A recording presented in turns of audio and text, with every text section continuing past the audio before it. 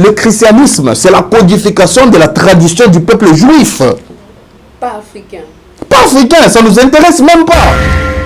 Le roi Léopold dit, je cite, « Chers missionnaires, vous n'allez pas là-bas pour apprendre à ces gens-là qui est Dieu et qu'est-ce que le bien ou le mal. Mais vous utilisez juste la religion pour asseoir la domination de la colonie belge. »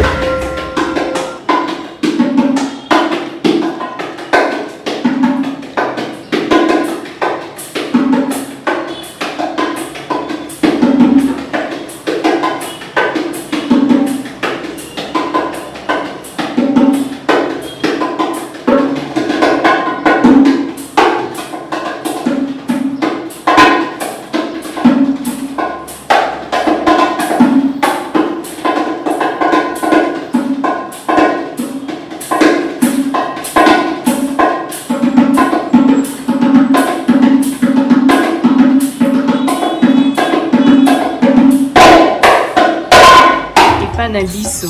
Panabiso. Luanani Kalisani. Ampara. Kopi. Apanjoko. Sulu. Andna.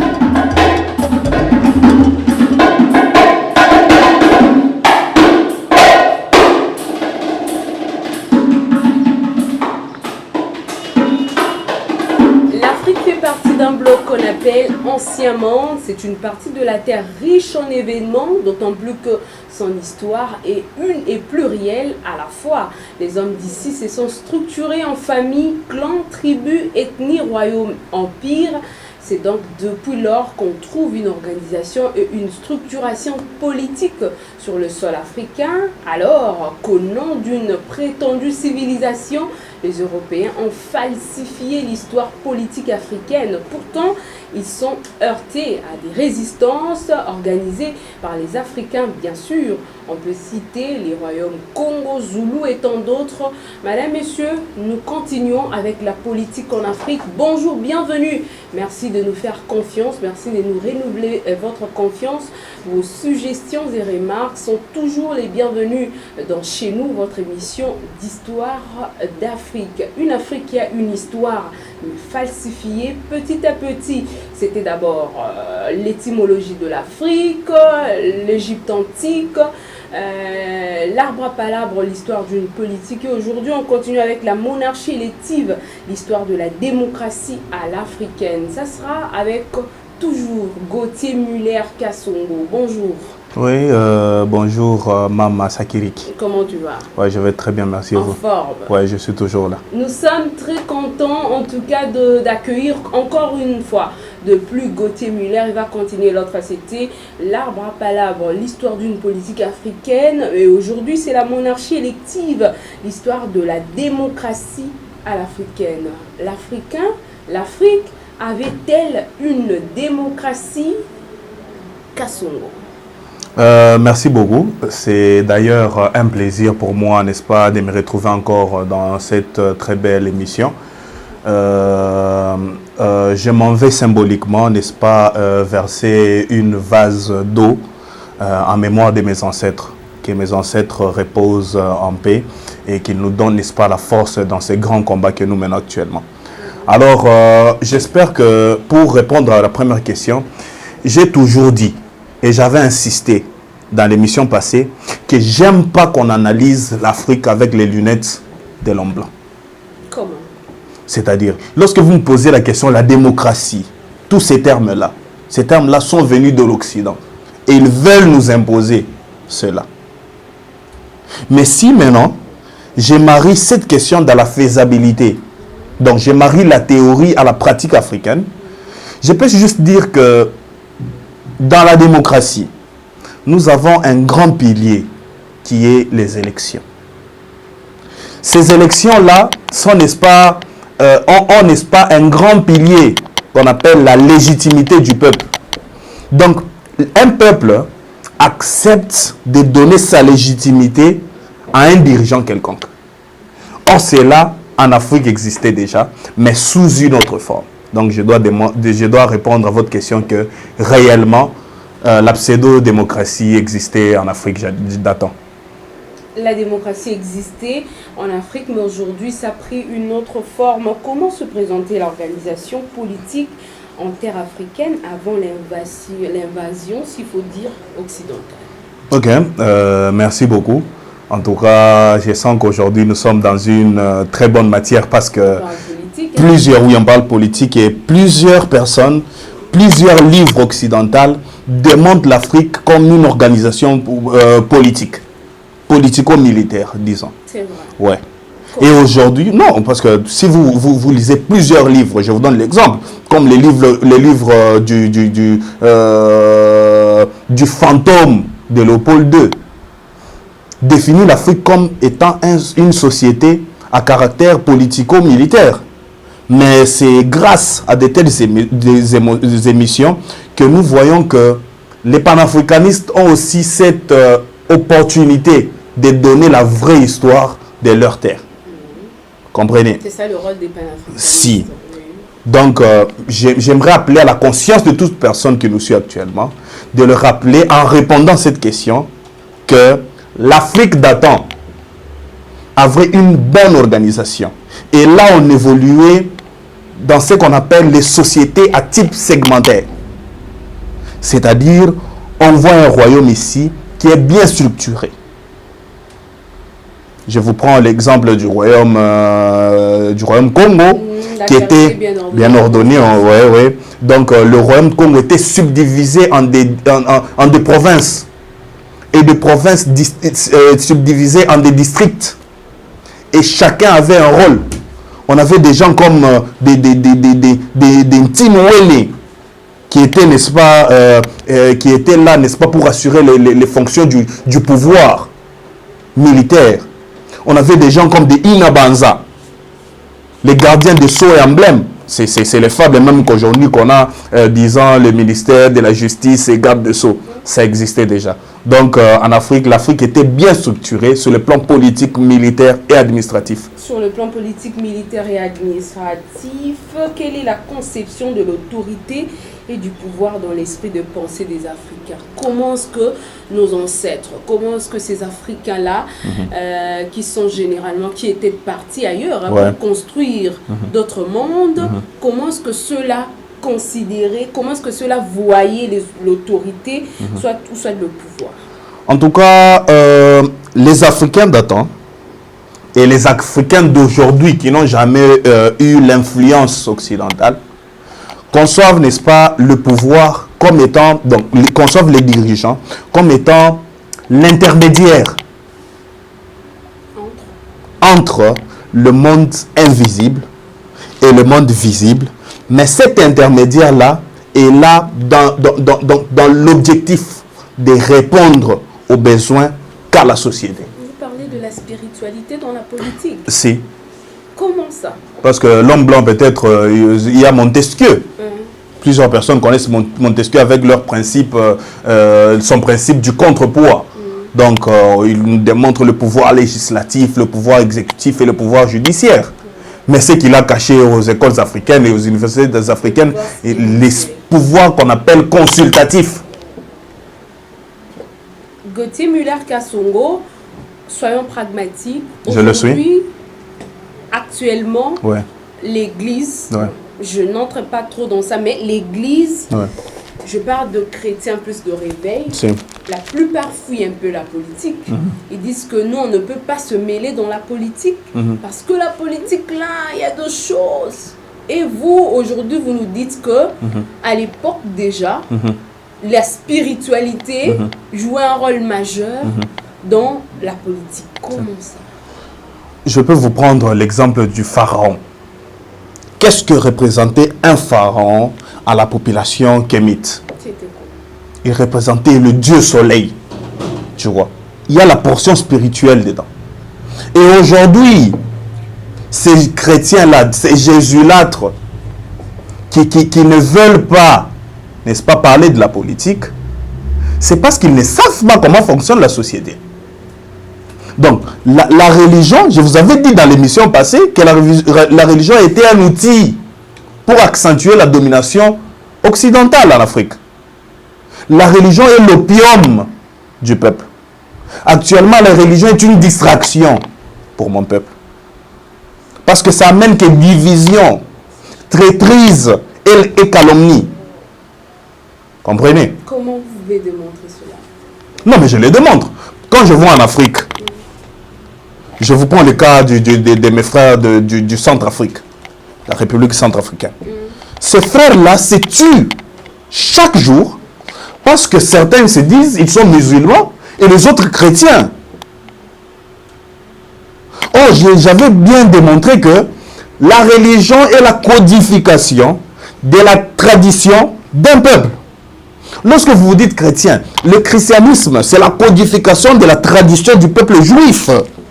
Pas africain. Pas africain, ça ne nous intéresse même pas. Est-ce que vous avez déjà vu un ange noir? Même dans un livre. Les anges sont blancs en tout cas. Et pourquoi ils sont blancs? Parce que c'est leur tradition.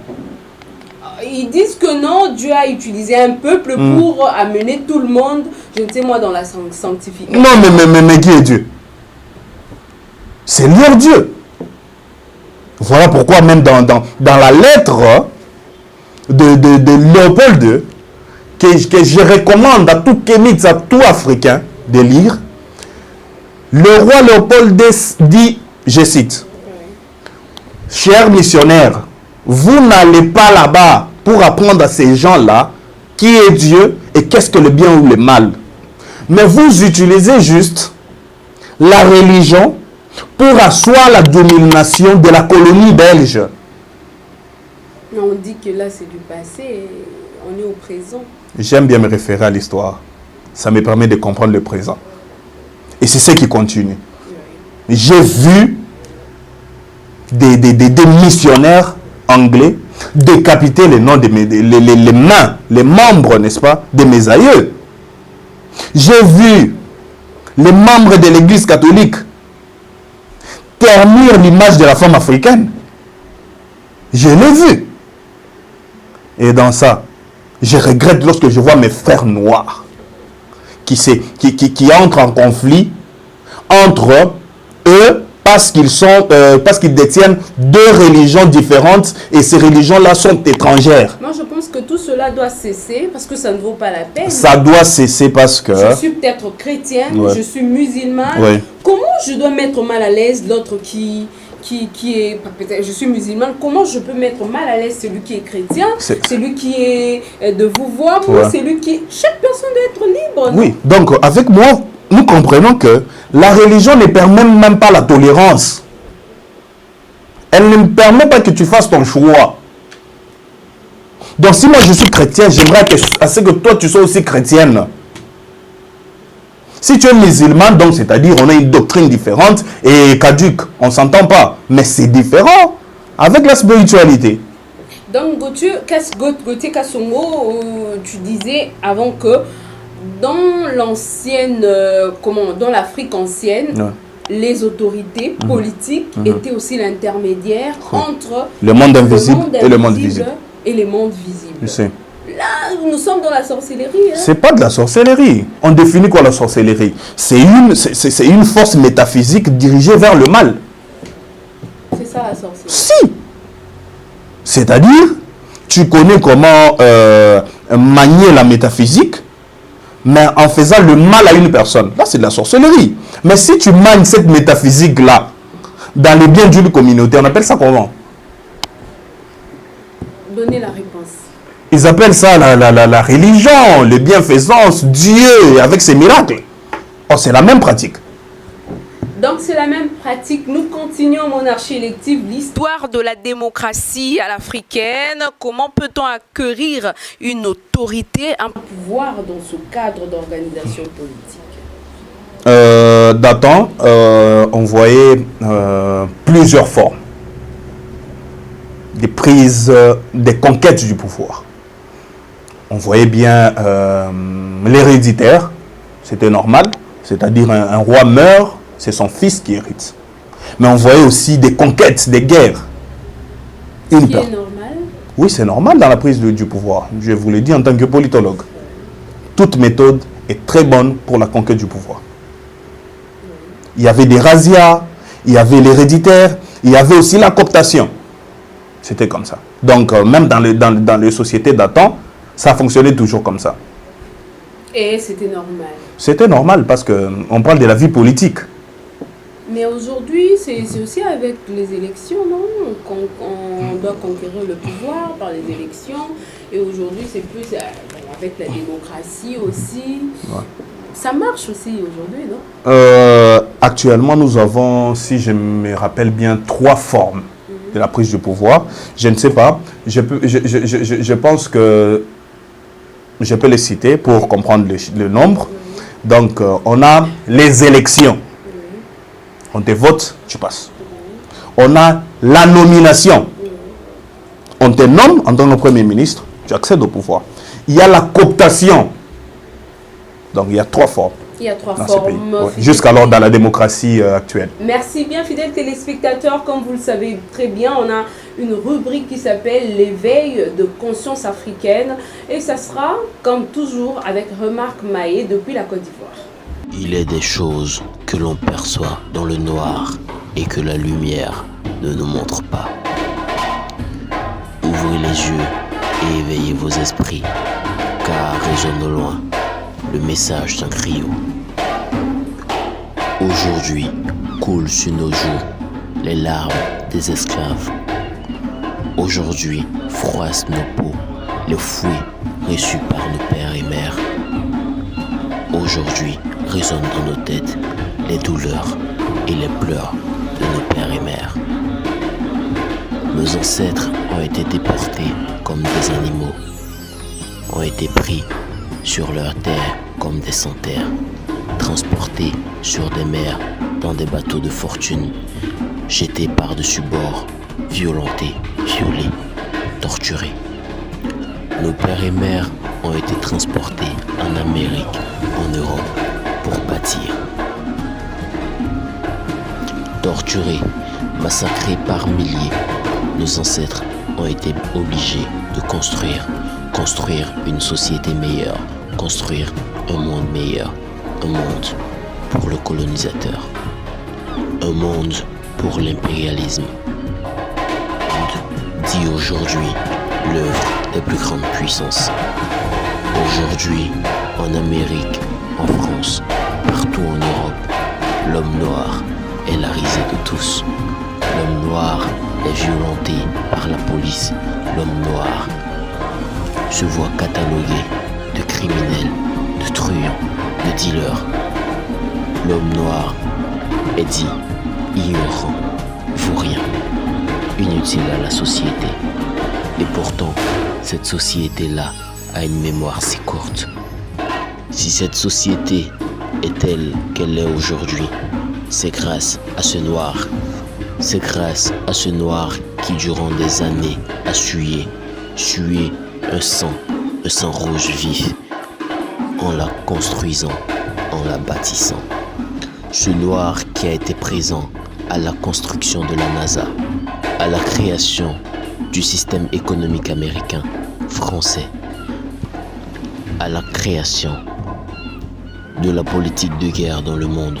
Ce noir-là qui est à la base de tout, se voit refuser l'accès à des restaurants comme au temps de la ségrégation. Aujourd'hui, ce noir-là se voit violenté par la police. Pire, il se voit tué par cette même police, sans que nulle juridiction internationale ne s'en saisisse. Ce noir-là est refusé, rejeté, détesté et piétiné par ce système qu'il a construit, qu'il a façonné. Mais alors que sonne l'heure de l'éveil des consciences, ce noir doit se remettre debout. Ce noir doit utiliser les conseils de Dr Sebi pour bâtir un concept médical africain. Ce noir doit se baser sur les dires de Nkrumah ou de Garvey pour bâtir un système politique africain. Ce noir doit lire Kadhafi pour construire une armée unique. Ce noir doit écouter Sankara pour redonner à la femme la gloire qu'elle mérite. Aujourd'hui, ce noir doit redevenir africain au top.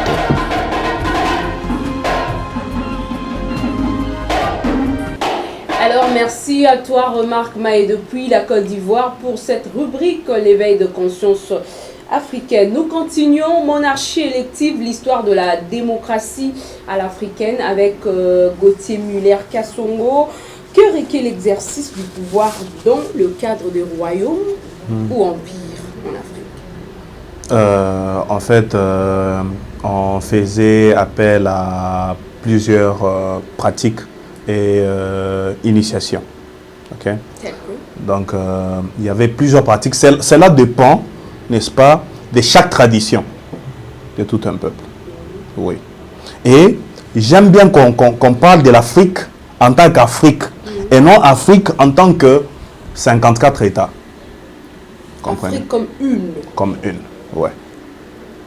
J'aime bien qu'on parle de l'Afrique dans cette question, d'où reformulez bien votre question dans ce sens-là. Dans ce sens-là. Ouais. Comment, dans l'Afrique une, l'exercice du pouvoir se faisait? Donc, l'exercice du pouvoir se faisait entre trois grands temples que j'ai eu, n'est-ce pas, à démontrer la fois dernière. Donc, pas temple, mais royaume.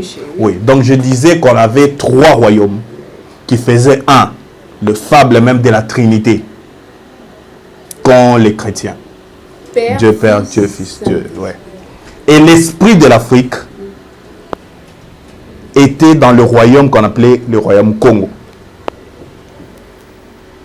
L'âme de l'Afrique était dans le royaume qu'on appelait le royaume des Dahomey. Et le corps était dans le royaume des Sénégal. Et c'est ces trois royaume qui constituait qui constituait la gouvernance des Kama. Et les trois royaumes avaient 7 courants, chacun avait 7 courants de pensée. Et dans les 7 courants de pensée, lorsqu'on les fait fois 3 royaumes, ça donne 21 nations, donc 21 courants qu'on appelait les 21 nations de l'Afrique-Guinée. Donc Guinée, pas comme le pays Guinée qu'on voit actuellement, mais Guinée qui signifie ce qui vous appartient. Donc c'est dans ça que chaque Africain reconnaissait son rôle. Vous comprenez? Donc si tu es d'un courant de pensée dit de ceux qui pratiquent, n'est-ce pas, qui pratiquent le sacrifice, ok, de la chèvre, tu connais que j'ai le rôle X. Comme nous, en RDC, madame la journaliste, vous vous êtes déjà posé la question pourquoi, après 1958 jusqu'à 65, tous les présidents qui prenaient le pouvoir portaient ce que vous avez porté aujourd'hui, la peau du léopard. Vous avez déjà posé la question? Elle représente quoi? C'est parce que, ok, ces gens-là avaient compris leur rôle. Ils avaient déniché leur courant de pensée. Toute personne n'était pas censée diriger en Afrique. Le désordre qu'a apporté actuellement la démocratie. Chacun savait son rôle. Oui. Tout le monde n'était pas censé diriger. On avait des guerriers. Et par là, je vous pose la question, qui peut être destiné à exercer le pouvoir? Oui, c'est là où j'ai fait appel à toute personne qui veut connaître la sensibilité de la matière qu'on parle actuellement, de rejoindre le grand vent, de vous joindre, ok, de prendre vos contacts pour nous appeler, et par là nous l'aiderons, n'est-ce pas, à dénicher son rôle et son courant de pensée. Parce que ce que je vous parle, c'est la dimension exotérique, c'est ce qu'on voit. Mais je ne parle pas de la question ésotérique de ce qui est caché. Et ce qui est caché, il n'y a que ceux qui suivent réellement le courant et les vents que nous menons qui peuvent, n'est-ce pas, en savoir davantage. Comment connaître je suis dans ce courant? Il faut qu'ils viennent ou un petit exemple seulement peut aller. Peut-être pour vous, hein, vous pouvez dire qui vous êtes, quel est votre rôle dans la société? Moi, le rôle dans la société, c'est la défense de mon peuple. Seulement ça? Seulement ça. Comment tu l'as su? Je l'ai su parce que j'ai fait trop de recherches. Je me suis rencontré avec plusieurs personnes. J'ai côtoyé plusieurs personnes qui m'ont aidé à me sentir mieux en étant africain et en sachant qu'est-ce que je suis. Et depuis cela, j'ai fini par comprendre même les actes que je faisais d'antan. Parce que pour ceux qui me connaissent, j'ai apparu en étant un membre d'un mouvement. Mais jadis, je me suis rétrogradé parce que j'avais compris que je faisais ce qu'on appelle, j'exécutais le plan de l'Occident. Tu ne te connaissais pas. Je ne me connaissais pas. Je pensais lutter pour mon peuple. Or, j'ai lutté pour les intérêts de l'Occident, indirectement. J'étais un pion. Et lorsque je l'ai compris, tout a changé dans ma vie. Et j'ai reconnu que, comme je suis actuellement, il n'y a que la défense de mon peuple. C'est ce que je fais. Et même dans l'histoire, regardez mes anciennes vidéos, regardez les anciennes actions, que vous verrez que j'étais toujours au premier rang. Même lorsqu'il y avait la police, lorsqu'il y avait l'armée, j'étais là. Je ne me reconnaissais pas. Vous avez appris l'histoire politique de l'Afrique ou soit parce que vous parlez l'histoire politique de l'Afrique et la spiritualité. Si. Parce que le pouvoir marche avec la spiritualité. Et je sais que... On prie aussi pour nous. Mais oui, je parle à mes chrétiens, aux chrétiens plutôt. Parce que je sais que mon pays est plus dominé par des chrétiens. Mais qui se réfèrent dans la Bible. Laïque, hein? Non, pas laïque. Laïque, c'est le terme constitutionnel. Mais on sait ce qui se passe. Si nous étions laïcs, pourquoi le président de la République prête serment avec la Bible? La Bible, c'est le christianisme. Mais il est chrétien. Mais il est chrétien. Où est la laïcité de notre État? Ça, c'est un problème. Chaque personne est libre d'exercer. Oui, libre. Et l'État doit l'être aussi. L'État ne doit pas donner sa position. Et je rappelle aux chrétiens et aux jésulâtres que le roi David, avant d'aller à la guerre, il consultait les prophètes et autres qui lui disaient « Non, aujourd'hui ne pars pas. Dieu n'a pas permis. » Tu comprends? La politique marche avec le pouvoir. On ne peut jamais dissocier cela. Donc, marche avec la spiritualité. Je reviens, en tout cas, loin de la politique. Hein. Vous voyez quelqu'un qui dit « Nakoko tapunate ». Je n'entre pas là-bas. Je risque de me perdre. À quoi t'as habité? En politique, non. En politique. Apparemment, aujourd'hui, la politique nous fait perdre les choses. C'est vrai. Et pourquoi? Je dis, si j'entre là-bas, dès que je serai là-bas, je vais perdre tout, je vais jeter la Bible. Je vais jeter ma conviction et je commencerai à... Ça s'appelle l'aliénation. Expliquez-nous. Donc, la personne n'arrive pas à admettre, n'arrive pas à accepter, n'arrive pas à revenir telle qu'elle doit être, qu'elle devrait être plutôt. C'est-à-dire, tu as un entourage qui est chrétien. Ok? Et subitement, on te voit avec ce que je porte, qu'on qualifie de sorcellerie. On te voit avec ça. Tu parles ancêtre, tu ne parles plus Jésus, tu ne parles pas plus prophète, et tu ne parles pas l'église. Tu comprends? C'est cette frustration-là, c'est cette peur. Ok? Qu'a actuellement les Africains. Mais aujourd'hui, je dois les rassurer quelque chose. Dans cette lutte qu'on fait, il y a des moments où on se sentira seul. Mais cela ne démontre pas qu'on est dans la mauvaise voie. Gauthier Muller-Kasongo, y a-t-il une différence entre la politique ancienne et la politique actuelle? Sur quel plan? Sur le plan, vous parlez peut-être spiritualité. Aujourd'hui, avant, les gens étaient peut-être dans la spiritualité. Nous sommes en Afrique, hein. On était avec nos ancêtres en coalition, on était là en contact. Ouais. Il y avait du mal à tuer tranquillement. Il y avait du mal à tuer. Aujourd'hui, on est un peu plus dans la chrétienté. Dans la chrétienté, je ne gêne pas les chrétiens. Vous nous écoutez. Mais apparemment, on est chrétien, mais là, on vole beaucoup d'argent. Et là, on vient donner à l'église. Qu'est-ce qu'il y a? Il y a un décalage. On a renié notre tradition. C'est ce qui se passe. C'est ça le mal. Et moi, je constate un chrétien actuellement, ou bien un islamiste, un musulman. Je le prends pour un malheureux. Africain. Préciser. Un noir. Ok. Noir, oui. Un noir africain, chrétien, ou bien musulman, est un malheureux. Parce que lui aussi il se pose les questions qu'on se pose actuellement. Et il n'a pas de réponse. Il part se réfugier dans un livre écrit par les gens qu'il n'a jamais vus. Difficile à démontrer. Croyons seulement. Sans la chrétienté, on n'aurait dû jamais être ce que nous sommes aujourd'hui. Et ce qu'on est actuellement, c'est dans la négation que j'en parle. Contre le chrétien, apparemment. Je suis contre toute religion étrangère. Toute religion étrangère, nous allons continuer. Fidèles téléspectateurs, peut-on affirmer qu'il s'agisse là d'une démocratie? Je suis parti du son des hommes. De quoi est entourée l'accession au pouvoir en Afrique?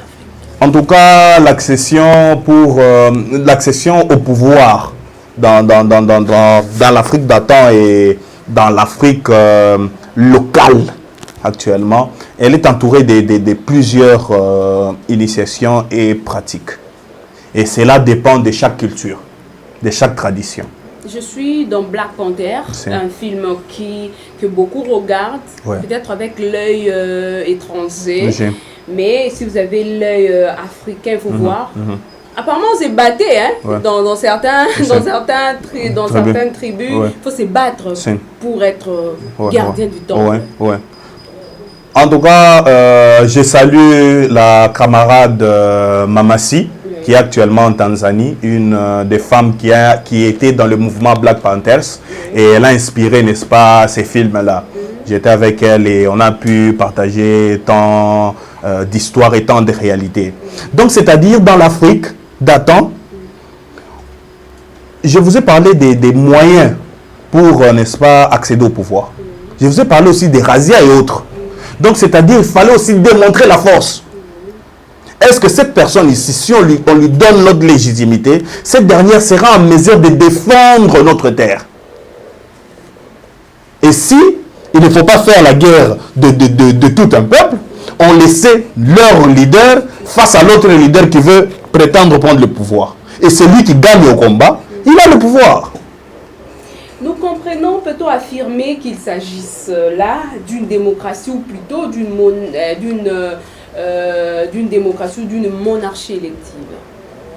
En tout cas, je vous ai toujours dit que ces concepts-là ne se marient jamais en Afrique. Et j'aime pas raisonner dans ce sens-là. La monarchie élective, le développement, la démocratie, c'est des théories faites en Occident qui se marient là-bas. Et je vous pose la question aujourd'hui. Dans notre pays, la RDC, ou bien dans la plupart des pays en Afrique, il y a des contentieux électoraux. Ok? Il y a ces contentieux électoraux. C'est dû à quoi? C'est parce qu'on organise des choses qui ne s'adaptent pas à notre réalité. Et on se voit la face. Comme actuellement, je peux vous poser la question. Votre village d'origine, il y a un chef du village, non? Comment il accède au pouvoir? Qui le remplace en cas de mort? Est-ce qu'il y a des problèmes là-bas de légitimité? Non. Donc vous comprenez? Donc une communauté, une Afrique communiste. Maintenant, il y a parce que je suivis un blanc qui disait nous avons détruit l'Afrique en amenant nos pratiques individualistes dans une terre qui est communiste. Si. Donc nous vivions de manière communautaire et nous étions dans ce qu'on appelait une gestion collégiale. Il y avait un conseil qui prenait la décision unanime sur un problème de la société. Et ça avançait. Et j'aime toujours rappeler cela. On n'avait pas des prisonniers qu'on a actuellement. Il y a rencontre entre ces anciens régimes et ceux d'aujourd'hui? Je ne pense pas. Je ne pense pas parce que aujourd'hui, les anciens régimes ou bien l'ancienne gouvernance de l'Afrique reposait d'ailleurs sur la légitimité premièrement de se diriger. Mais ce n'est pas ce qu'on vit actuellement en Afrique. En Afrique actuellement, on a de ces présidents, de ces gouvernants qui sont là à la merci de l'Occident. Et ne sont là que pour, n'est-ce pas, répondre aux intérêts de l'Occident. Qu'est-ce qui fait ça? Ils ont peur. Ils ont peur de qui? De quoi? L'ordre de qui? Mourir peut-être. Oui, ils ont peur. Ils ont peur. Parce qu'ils ne savent pas qu'ils n'ont pas la défense. Ils savent qu'ils n'ont pas la défense de la population. Ils le savent. Ils ne sont pas légitimes. Parce que pour avoir le pouvoir, on a deux grands points. C'est la légitimité et la légalité. La légitimité, c'est lorsque tu es voté, on te proclame, par exemple, dans notre pays, la CENI, elle te proclame président de la République, et la Cour constitutionnelle confirme cela. Là, tu es président, c'est de manière légale.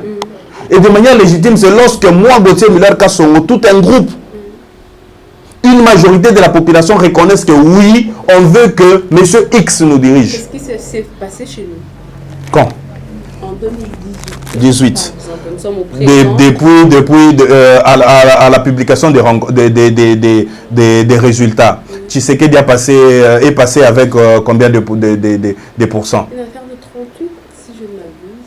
Donc dans le chiffre, c'était 7 millions, si je ne m'abuse. C'était 7 millions. Mais les 7 millions en question, on se pose la question. La population majeure, on a combien de millions?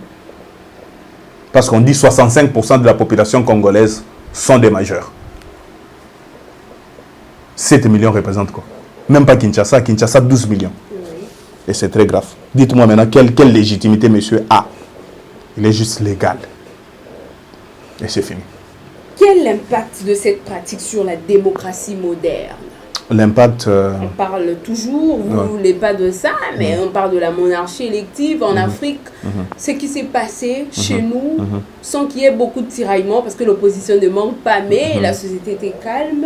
L'impact de cette pratique sur la démocratie moderne, que tu ne cesses de dire que c'est comme si vous mettez... J'ai inscrit toujours ma lutte dans celle d'Alexis Kabou, si je ne me trompe pas. Et je fais une recommandation, n'est-ce pas, aux Kémites qui veulent savoir tout sur l'Afrique. L'écrivain écrit un livre intitulé « Et si l'Afrique refusait le développement ?» Vous comprenez? Il a essayé de savoir, est-ce que réellement on a besoin de la démocratie en Afrique? L'impact de la démocratie actuellement dans l'ancienne gestion de l'Afrique ne donne que cacophonie et désordre. Vous comprenez? Il faut qu'on retourne dans ce que nous étions. Qu'on fasse une gouvernance axée sur la réalité sociale de notre continent. Ça sera pas possible, tu trouves pas? Ça sera pas possible. Oui, ça sera pas possible parce qu'actuellement, on a des présidents qui répondent aux intérêts de l'Occident. Ok? On n'a pas encore eu de population, des présidents panafricains. Actuellement, on a un que je comprends actuellement, c'est Andri. Celui de Madagascar. Ouais. Dans ce qu'il fait, tu comprends que c'est un panafricaniste. Il appelle à l'unité de son peuple. Les Africains ont peur qu'il soit trahi. Hein? Trahi par rapport à quoi? Par les siens. Oui, c'est toujours comme ça. C'est une guerre. Voilà pourquoi je dois rappeler aussi à toute personne qui lutte dans cette lutte-là de ne pas baisser la garde devant n'importe qui. Parce que la personne qui a tué Lumumba, c'était Mobutu. C'est Lumumba qui a fait que Mobutu soit ce qu'il est devenu. Okay? La personne qui a tué Sankara, c'est Compaoré, le compagnon de lutte. Vous comprenez? Donc l'Occident ou bien l'homme blanc n'utilise qu'un de votre proche. Alors il faut se connaître pour ne pas Il faut se connaître. trahir. Si. Je n'appelle pas à la division, mais j'appelle à la conscience de toute personne que si on aime l'Afrique, on ne peut pas trahir. Alors Gauthier Muller-Kassongo, on a aujourd'hui 54 États en Afrique. Ouais. Possible de s'unir pour libérer ce continent? Chaque peuple a sa façon de faire les choses. Il y a actuellement ce qu'on appelle l'Union africaine. L'Union africaine. Que j'avais d'ailleurs signifié qu'elle était, n'est-ce pas, un conglomérat de personnes qui étaient là que pour leurs intérêts. Et ces personnes-là sont des présidents, soutenaient des dictatures et autres. Alors, ce qu'on a actuellement, ce dont l'Afrique a actuellement besoin, c'est le panafricanisme de peuple. Vous comprenez? et pas de ces institutions-là. C'est le peuple, un seul peuple. Ce qu'avait souligné Thomas Sankara, oui, mémoire. oui, Thomas Sankara, Kwame Nkrumah, Lumumba, Sékou Touré, Amical Cabral et autres. Donc ils insistaient sur ce panafricanisme-là de peuple. C'est ce qui fera qu'on revienne dans l'unité datant et qu'on casse les barrières, n'est-ce pas, faites par l'acte de Berlin. Puisque nous parlons unité, nous avons appris, peut-être avec vous, que la Guinée est en train d'ériger le mur. Je ne sais moi, c'est le mur de Berlin pour une séparation. Mur de l'Afrique. Probable séparation entre la Guinée et le Cameroun. Comment? En tout cas, j'ai été très sidéré et j'ai failli pleurer. Parce que ces pays-là, leurs dirigeants clament le panafricanisme. Je commence à constater le panafricanisme des présidents africains comme étant une excuse quand ils ont des problèmes avec l'homme blanc. Nous étions avec vous en 2018. Il y a un monsieur qui met à mal la population congolaise. Et lorsque la communauté internationale veut, n'est-ce pas, réagir, ces gens-là se disent maintenant que non, nous sommes panafricanistes, l'homme blanc, on ne veut pas de l'ingérence et autres. Comprenez? Et aujourd'hui, ce qui se passe en Guinée équatoriale, c'est très grave. On appelle à l'unité de l'Afrique, mais on voit un mur érigé entre deux États. Un mur de 40 kilomètres. C'est la séparation, c'est l'accentuation même de la... C'est la crédibilisation de l'acte de Berlin. Donc l'acte avait juste délimité un pays, mais moi je viens maintenant, je confirme que l'acte était vraiment important, et je mets tout un mur. Ça, ce sont des dirigeants à pendre, même s'il y a la guerre là-bas.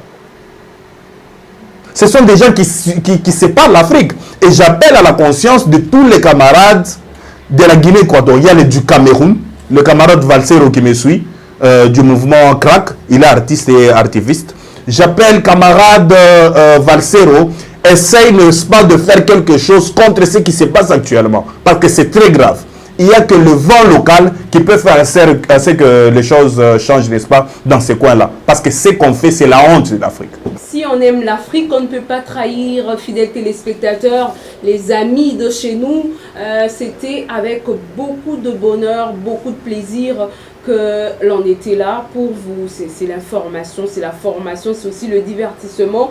Prendre au sérieux ce que nous disons, ça serait une très bonne chose. Merci à Julio, merci à Aimé Images pour ce beau cadre aussi, ces images. Merci à Gauthier Muller-Kasongo, il est membre panafricaniste, aussi membre du mouvement social Bisso Peuple. Moi, c'est Orissa Sakiriki. Appelez-nous, aimez notre page au numéro également qui s'affiche au bas de vos écrans. Donnez vos suggestions et remarques. Elles seront en tout cas les bienvenues. Aimez l'Afrique. Connais-toi toi-même. C'est très important. Avant de partir ailleurs, avant de trouver je ne sais moi quel pays, si tu te connais, tu ne vas pas envier ailleurs. En tout cas, vive l'Afrique, une Afrique libre ensemble. Merci à Remarque Maé depuis la Côte d'Ivoire. Merci à Wilfried Kambamba, le superviseur de cette émission également. Un clin d'œil Chanel. À vous, maître Jouer Ensini. Panafricaniste également, on va revenir avec vous parce que avec vous, nous avions commencé avec la terminologie Afrique. Merci et à la prochaine.